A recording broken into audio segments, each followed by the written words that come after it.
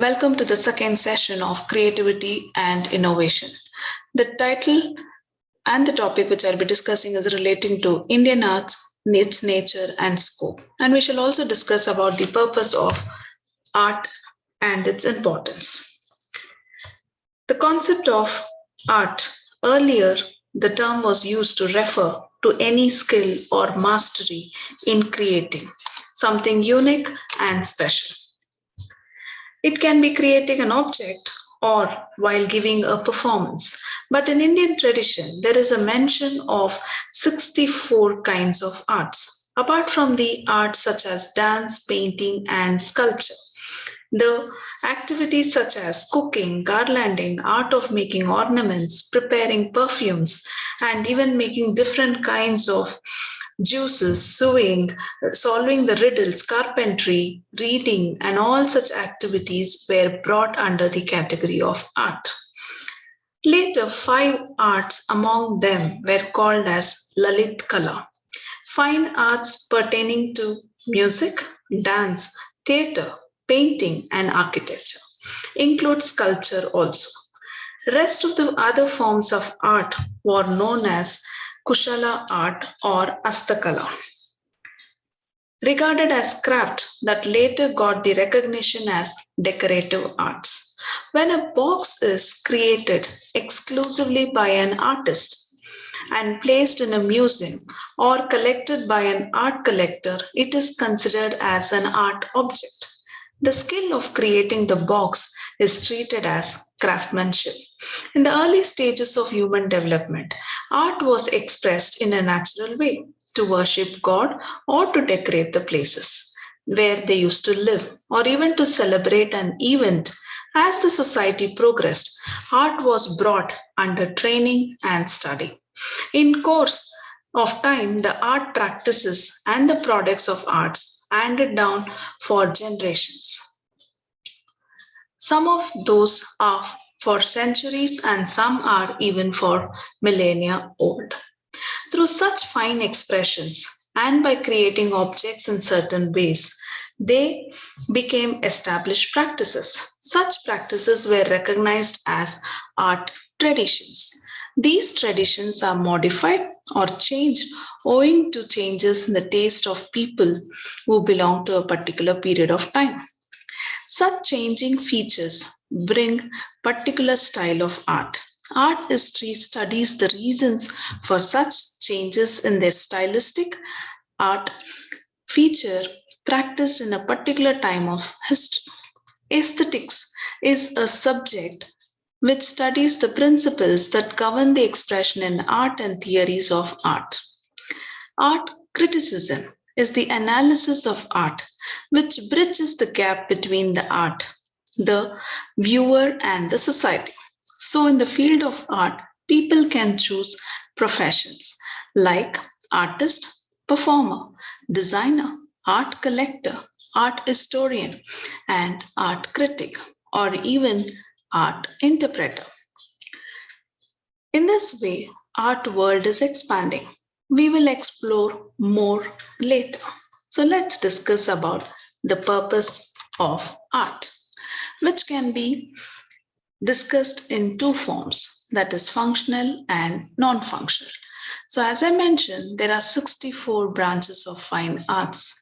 In the first epic poem, Ramayana, Valmiki talks about these kalas in few places. So let's move on to understand the functional and non-functional purpose of art. First, functional. It includes certain aspects such as informative. If the purpose of art is functional, it is conscious effort.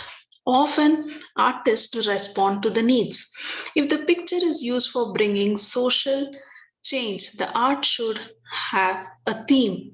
For example, during freedom movement, the pictures of leaders, the flag, and atrocities of British towards India will create patriotic feelings in the people. Similarly, to convey specific message to a larger audience, a dance or a drama program is arranged through which the message can be conveyed. So the next is communicative. In early times, the religious thoughts and practices were conveyed through a picture or sculpture, or even by narration in music, dance, and drama. Art is the simplest form of communication. Any complicated idea can be conveyed impressively through art. Next is livelihood and profession. Art fetches earning for an artist. Many earn their livelihood being in the world of art. The artists take up commission works or even organize their exhibitions, participate in art events where their art works are sold at a higher price. The dancers, musicians, actors, anchor persons, they all are paid well for their contribution and performance. Next is social function. Art reflects the social development of a particular society from time to time. It also brings people together in a given space and time. For example, a music program or concert brings joy collectively to all the spectators. Similarly, relaxation and entertainment. Attending a dance performance or a drama will bring joy to the tired mind. One can get relaxed and break from routine. So, therefore, art gives us relaxation and entertainment. Now, we also spend time on video games, watching movie, which are absolutely meant for entertainment. Next, let's move on to understand non-functional benefits. Art need not be always functional. At certain times, it acts as value adding factor. If art is created or performed with philosophical approach, it is for enlightenment. As part of education, it sharpens the creative ability of a child or a learner. In the development of personality, art induces finer attitude towards life. Indian art is regarded as sadhana, a continuous practice that drives towards attaining spiritual heights. Art is pursued by many in childhood as an interesting hobby. Art brings freshness, it life. It adds a great deal of knowledge about our own life. Art serves to unite people. When two tribes speaking different languages find that there is difficulty to have peace, then their stage dance or a stage appearance brings them closer. And it helps them to have that mutual understanding and bring in cultural harmony. So, therefore, art is a creative activity.